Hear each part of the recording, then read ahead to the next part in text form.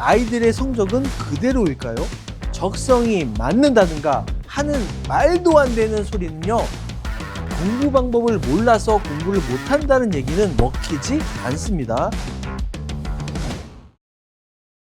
안녕하세요. 영교시 부모여 김성권 교수입니다. 이 영상을 보시는 부모님, 왜 그렇게 공부를 시키십니까? 왜 그렇게 스카이와 의대의 자녀를 보내려고 하십니까? 그리고 이 영상을 보는 너희들, 왜 그렇게 열심히 공부하니? 그 좋은 대학 가야 돈 많이 벌고 행복해지니까? 그 아이들의 생각이나 부모님들의 생각, 다 맞습니다.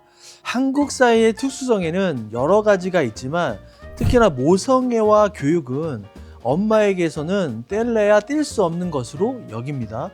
그 자녀의 대학 입시를 향한 여정과 결과는 엄마의 우수성을 드러내는 아주 훌륭한 표지가 된 지 오래니까요. 그 문제는 내 뜻대로 안 되는 게 자식 교육이죠. 없는 돈에 학원, 인강, 과외 다 시켜도 우리 아이는 왜 언제나 5등급일까요? 유전자가 잘못된 걸까요? 머리는 좋은데 노력을 안 한 걸까요? 학원 선택이 잘못된 걸까요? 공부는 성실성과 꾸준함이라고 하는데 의지력이 약한 우리 아이는 공부로는 절대 성공할 수 없는 걸까요? 자, 오늘 영교시 부모영에서는 유튜브에서 차고 넘치는 1등급 아이들 위한 공부법이 아니라 우리 집에도 있고 대한민국에서 제일 많이 소외되고 공부 빼면 다 잘하는 중하위권 학생들을 위한 공부 이야기를 해보도록 하겠습니다.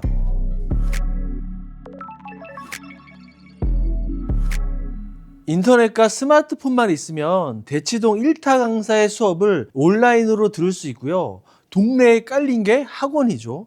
그리고 유튜브만 찾아보면 공부 입시에 관련된 수많은 채널들에서 서울대 출신이나 입시 원장들이 나와서요, 각종 성공 사례와 공부법을 말합니다. 왜 이렇게 모든 정보가 공유되는데도 아이들의 성적은 그대로일까요? 유전 탓일까요? 아닙니다. 공부를 안 하기 때문입니다.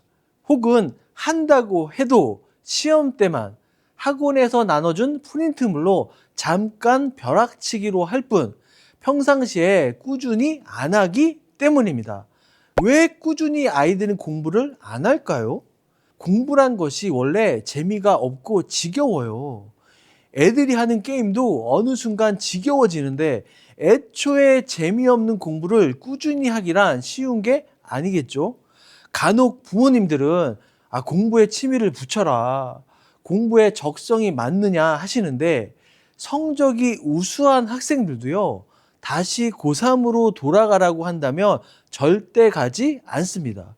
또한 공부를 직업으로 삼고 있는 교수들도요, 자기 전공 분야에만 흥미와 능력을 보이지 모든 분야를 다 잘하지는 않습니다.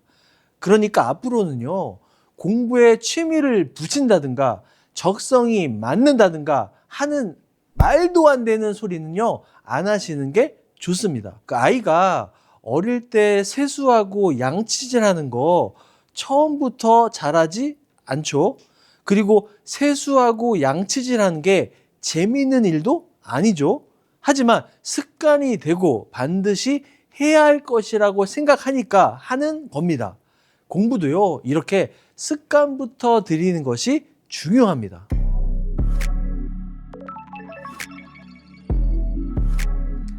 아마도 우리나라 많은 중고등학생들이 이런 경우죠. 학원도 가고 스터디 카페도 가서 늦게까지 공부하는데도 성적은 늘 제자리죠. 이런 경우에는 제대로 집중해서 효율적으로 공부한다기보다요, 책상에 앉아서 조는 시간 또는 잡념하는 시간, 이어폰 꽂고 쇼폼, 릴스 보는 시간 등이 많아서 그런 거예요.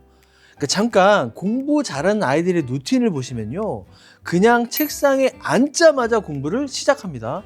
지금 바로 무슨 과목을 어떤 교재로 어떻게 공부할지를 미리 계획하고요, 오늘 공부할 분량까지 머릿속에 그리고 있다는 겁니다. 그리고요, 자신의 영혼을 끌어 모아서 집중합니다. 아주 무서울 정도로 집중한다는 거죠. 이제 공부 방법을 몰라서 공부를 못한다는 얘기는 먹히지 않습니다. 사실 이래저래 공부 못하는 아이들이요, 오히려 공부 방법을 더 많이 알고 있어요. 그걸 자기 걸로 만들지 못하고 공부를 안 해서 그런 거죠. 그러니까 중학교 성적이 그럭저럭 괜찮은 학생들도 고등학교 올라가서 중하위권이 되는 이유는요, 우선 고등학교 때부터는 공부 과목이 많고요, 진도가 매우 빨라져요. 그러니까 중학교 때처럼 벼락치기가 안 통한다는 얘기입니다. 그러니까 공부할 양도 많고요, 진도가 빠르니까 당연히 최초 진도를 놓치겠죠. 그러면서 학업 결손이 계속 누적이 될 거고요, 이해가 안 되니 공부하기가 싫어지겠죠.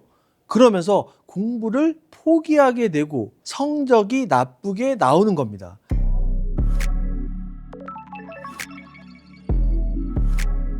공부를 하던 운동을 하던 끈기, 의지, 뭐 이런 게 중요하다고 말들 하잖아요. 그리고 유튜브에서 서울대 입학한 학생들이 의지가 중요하다고 합니다. 자, 틀린 말은 아닙니다. 또한 세상 사람들은요, 서울대를 진학하거나 의대를 진학한 사람을 보면 얼마나 강력한 의지를 가지고 힘든 상황을 참고 이겨내는지 다들 부러워합니다. 자, 이런 내용의 방송이나 합격 수기는 정말 공부에 공짜도 싫어하는 학생들에게 각성의 의미로 효과적일 수도 있지만 우리가 간과하고 있는 부분도 있다는 겁니다. 제가 재미있는 실험을 하나 소개할게요. 그 사회심리학자인 노이바우 바이스터 실험에서는요, 비교 대상자의 큰 차이가 없는 사람들 두 그룹으로 나누어서 A 집단에는 쿠키를 주고요, B 집단에게는 물을 주었습니다. 그리고 서로를 같은 방에 몰아넣고 각각 쿠키와 물을 먹게 했죠. 이어서 새로운 시험을 시행했습니다. 그 어려운 수학 파트 중에 하나의 기하학 문제를 풀게 하는 건데요. 그런데 흥미로운 결과가 나왔습니다. 그 B 집단은 A 집단보다 훨씬 빨리 수학 문제를 푸는 것을 포기해 버렸다는 거예요. A 집단이나 B 집단이 큰 차이가 없는데 왜 물을 먹었던 B 집단이 더 빨리 포기했을까요? 그 물을 먹으면서 자제력이 소모되어서 수학 문제를 풀 때요, 사용할 자제력이 더 이상 남아있지 않았기 때문입니다. 이를 통해 우리가 알 수 있는 것은요, 흔히 말하는 의지력, 자제력, 이런 것들은요, 고갈이 될 수 있는 소모성 자원이라는 거예요. A 집단이 의지력이 강한 것이 아니고요, B 집단이 게으르고 의지력이 약한 것도 아니라는 거예요. 자, 이건 잘못된 접근이죠. 단지 B 집단이 자제력을 추가적으로 소모했기 때문에 빨리 포기한 겁니다. 결국 사람의 문제가 아니라 상황의 문제라는 겁니다. 따라서 중하위권 학생들은 무리한 학습 계획을 세워서 그 초기에 탈진하는 것을 조심하고요, 자신에게 맞는 쿠키를 준비하라는 거예요. 그러니까 차근차근 해도 괜찮다는 겁니다. 그리고요, 나에게 쿠키 같은 보상을 해주세요. 그러니까 나한테 스스로 잘하고 있어, 이런 말도 매우 좋다는 겁니다.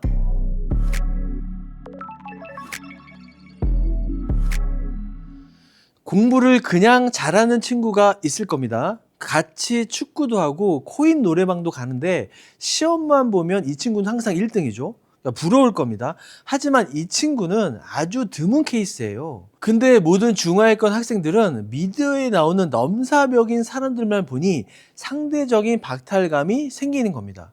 그 중하위권 여러분, 우리는요 아주 평범하고 보통의 사람들이에요.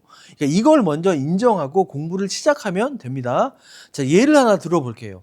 제가 학교 다닐 때 학교 체육 실기 시험에서 윗몸 일으키기 시험이 있었는데요, 1분에 60개를 해야 만점을 받았습니다. 그러니까 평소에 운동을 좋아하고 체대 준비한 아이들이요, 조금 성격이 급한 아이들은 초반에 엄청난 스피드를 내면서 하는데 초반에 너무 힘을 써서 오히려 마지막에는 힘을 못 쓰고요. 그리고 나서 우리 학교 1등인 학생이 나왔는데요, 이 친구는 잇몸 밀기를 그냥 처음부터 천천히 그리고 아주 꾸준히 하는 겁니다. 그러니까 너무 빠르지도 너무 느리지도 않는 속도로 했다는 거죠. 그러니까 결과는요, 1분에 60개를 다 하고요, 만점을 받았어요. 그러니까 제가 드리고 싶은 말씀은 여기에 다 있습니다. 그러니까 개인적인 승부욕도 의지력도 중요하지만 결국 이기는 사람은요, 꾸준함이라는 겁니다. 이 꾸준함이 여러분을 멋진 놈으로 만들 거예요. 의욕만 앞세워서 초반에 에너지 다 쏟지 말고요, 내 속도로 가면 됩니다. 그리고요, 꾸준히 하면 된다는 겁니다.